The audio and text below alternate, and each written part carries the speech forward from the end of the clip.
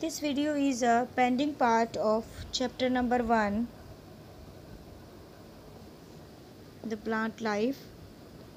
Now we are going to discuss about the types of leaves. There are two types of leaves. Number 1 is a simple leaf and the second is the compound leaf. Simple leaf. A leaf with an undivided lamina, that is the lamina as a whole is known as the simple leaf. The bud present is found in the axil of the leaf. Mango, papaya and guava are the example of plants with simple leaf. And the second number is a compound leaf. A leaf with its lamina divided into several parts called leaflets is known as the compound leaf. The stalks of a compound leaf is called rachis. The buds present is found in the axil of the midrib and not in the leaflets. Neem, rose have a compound leaf. Now the next part is a arrangement of leaves. We know that the main function of leaf is to carry out photosynthesis. Therefore, they are arranged on the stem in such a manner so as to receive the maximum amount of sunlight and air. This arrangement of leaves on the stem is called a phyllotaxy. Let's learn about the different types of leaf arrangement. Okay. The first number is a alternate. In an alternate arrangement, only one leaf arises from the node. No leaf is found just below or above another leaf. The leaf arising from the next node is in opposite direction to the previous leaf. Rose and China rose are the example of plants that have such arrangement.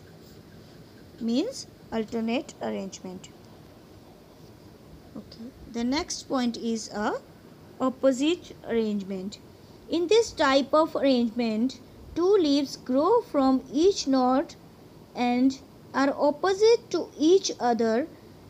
Plants such as tulsi and jasmine have their leaves arrangement in this manner. And the third part is a horologe. Here a set of leaves grow from the each node. These leaves are at the same leaf level and from the whorl. Now the next part is a modification of leaf. Leaves also get modified in shape and size to perform different functions for the plant. Modified leaves serve the functions of food, storage and providing support and protection to the plants. Number 1 is a leaf tendrils. Leaf tendrils. Some plants such as the pea plant have leaves modified into tendrils. Tendrils are colloid thread-like structure that provide support to the weak stem for climbing. When the tendrils come in contact with an object, they coil around the object and provide support to the plant. The next part is a leaf spines. Some desert plants show leaf modification. In the sum of spines, leaves are reduced in the size and they become pointed and spiny. These structures are known as the spines. And the next is a leaf scale. Leaves in some plants are modified into scale leaf. for the purposes of storing food and water. They may be as thin and dry as the ginger or thick and fleshy as in the onion. Okay. Now some other leaf modification. Number 1 is a pitcher plant and the second is a Venus flytrap. Now we discuss in a detail.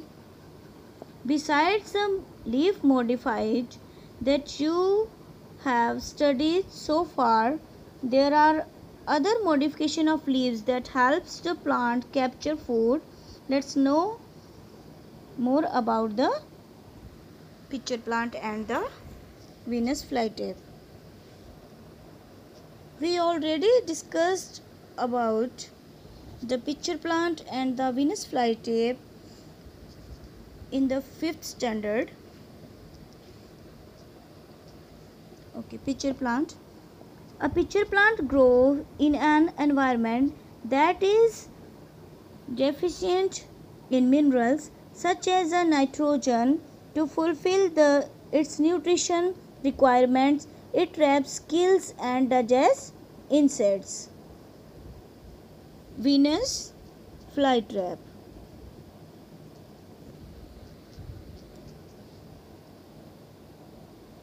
Venus flytrap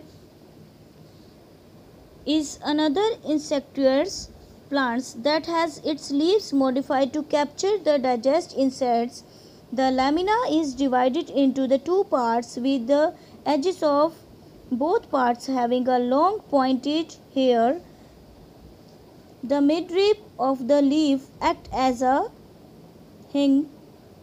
When an insect comes into contact with the leaf closes and insects get trapped inside. The digestive juices then digest the insects.